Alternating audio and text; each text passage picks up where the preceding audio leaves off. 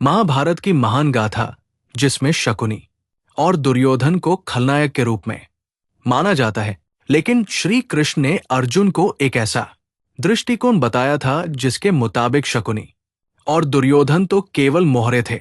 असल दोष उन 5 पात्रों का था जो अपने अहंकार, क्रोध और हठ पर अड़े रहे, और परिणाम स्वरूप महाभारत का विनाशकारी युद्ध हुआ। चलिए जानते हैं उन 5 पात्रों के बारे में जिन्हें इतिहास ने भले ही खलनायक नहीं माना, लेकिन महाभारत के इस विनाशकारी युद्ध के पीछे सबसे बड़ी भूमिका उन्हीं की थी। नंबर 1, राजा द्रुपद। पंचाल का अभिमानी राजा द्रुपद, जिसकी रगों में प्रतिशोध था। उसकी सबसे गहरी जलन द्रोणाचार्य से थी। द्रुपद को आवश्यकता थी एक ऐसे पुत्र की जो द्रोणाचार्य का वध कर सके, लेकिन पुत्र न होने के कारण पुत्र प्राप्ति की तीव्र इच्छा में उसने ऋषियों से जबरन यज्ञ करवाया। यज्ञ सफल रहा, परंतु जब ऋषियों ने कहा कि तुम्हें एक पुत्री भी प्राप्त होगी, तो वो क्रोधित हो उठा। उसे पुत्री नहीं चाहिए थी। क्रोध में आकर उसने अपनी पुत्री यानी द्रौपदी के भाग्य में सुख नहीं, केवल दुख और अत्याचार मांगे। एक ऐसा भाग्य जो द्रौपदी को अपमान, पीड़ा और प्रतिशोध की आग में झोंक दे, और उसी भाग्य ने महाभारत जैसे विनाशकारी युद्ध के बीजारोपण का कार्य किया। नंबर 2, भीष्म पितामह। गंगा पुत्र भीष्म, जिन्हें प्रतिज्ञा का प्रतीक माना जाता है, लेकिन उन्होंने अपने पिता की इच्छा के विरुद्ध आजीवन ब्रह्मचर्य का संकल्प लिया ताकि उनके पिता दूसरी शादी कर सके। ये संकल्प केवल त्याग नहीं था, बल्कि आगे चलकर महाभारत की राजनीति को मौन स्वीकृति देने वाला केंद्र बिंदु बन गया। जब गांधारी का विवाह धृतराष्ट्र से तय होना था, तो राजा सुबल यानी गांधारी के पिता इस रिश्ते से नाराज थे, लेकिन भीष्म ने कुरुवंश का झूठा अभिमान दिखाते हुए पूरी सेना लेकर स्वयं गांधारी को लाने गए ताकि राजा सुबल भयवंश इस रिश्ते का विरोध ना कर सके। यही अपमान और जबरदस्ती गांधारी के भाई शकुनी के हृदय में कुरुवंश के प्रति गहरा विष घोल गई, और वही विष आगे चलकर महाभारत की सबसे बड़ी चिंगारी बना। फिर आया वो काला दिन जब सभा में द्रौपदी का चिरहरण हो रहा था और धर्म, मर्यादा, न्याय सब कुछ शर्मसार हो रहा था, लेकिन भीष्म मौन थे। वे सभा में सबसे बड़े, सबसे शक्तिशाली और सबसे वृद्ध थे, फिर भी उन्होंने कुछ नहीं कहा। उनका ये मौन युद्ध की घोषणा से कम नहीं था। उनका जीवन प्रतिज्ञाओं से भरा था, लेकिन उन प्रतिज्ञाओं की कीमत थी एक ऐसा युद्ध जिसमें पूरा कुरुवंश विनाश की भेंट चढ़ गया।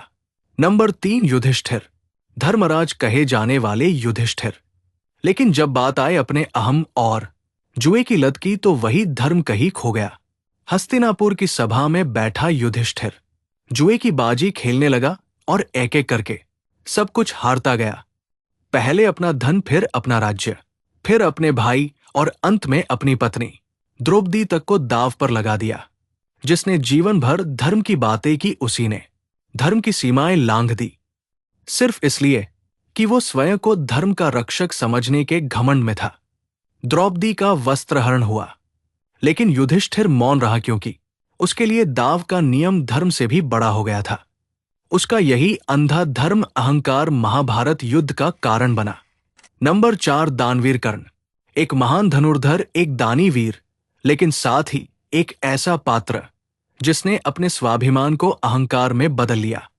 कर्ण जानता था कि दुर्योधन अधर्म के रास्ते पर है, फिर भी उसने उसका साथ दिया, सिर्फ इसलिए क्योंकि दुर्योधन ने उसे मित्र मानकर सम्मान दिया था। लेकिन ये मित्रता इतनी अंधी थी कि वो सत्य और न्याय की आवाज को भी दबा बैठी। दुर्योधन को पांडवों से टकराने की हिम्मत कर्ण के सामर्थ्य से ही मिलती थी। कर्ण की युद्ध कला, उसका पराक्रम, वही दुर्योधन का सबसे बड़ा हथियार था। लेकिन कर्ण ने ना केवल अधर्म का साथ दिया, बल्कि उसे बढ़ावा भी दिया।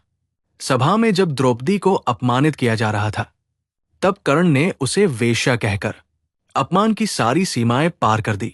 उसकी जुबान से निकले वही शब्द, वो ताने, वो अपमान द्रौपदी के भीतर प्रतिशोध की आग बनकर धधकने लगे, और यही आग महाभारत के युद्ध में बदल गई। नंबर 5, राजा धृतराष्ट्र। एक ऐसा राजा जो केवल आंखों से ही नहीं बल्कि न्याय, धर्म और कर्तव्य से भी अंधा था। धृतराष्ट्र को गद्दी तो मिली, लेकिन वो कभी राजा की तरह नहीं सोच पाया। वो सिर्फ एक पिता बना रहा, और वही पुत्रमोह उसकी सबसे बड़ी कमजोरी बन गया। अपने पुत्र दुर्योधन की हर गलती को उसने नजरअंदाज किया। पांडवों के साथ लगातार अन्याय होता रहा, चाहे वो लाख सागरियों में जलाने की साजिश हो, वारणावत में हत्या का प्रयास, या फिर वनवास और अज्ञातवास का अन्यायपूर्ण निर्णय। धृतराष्ट्र सब कुछ जानता था, फिर भी मौन रहा। यहां तक कि जब उसकी सभा में द्रौपदी का चिरहरण हुआ, तब भी वो चुप रहा। अपनी आंखों से नहीं देख सका, लेकिन पूरे राज्य को अंधा जरूर बना दिया। धृतराष्ट्र का ये मौन, ये पक्षपात और ये मोह महाभारत की आग में सबसे अधिक घी डालने वाला कार्य साबित हुआ। वो राजा होकर भी राजधर्म निभा न सका।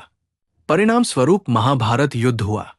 तो ये थे वो 5 पात्र जिनके अहंकार, मौन और फैसलों ने महाभारत जैसे महायुद्ध को जन्म दिया। वीडियो पसंद आई हो तो लाइक और सब्सक्राइब जरूर करें, और कमेंट में बताइए आपकी नजर में महाभारत का सबसे बड़ा दोषी कौन था।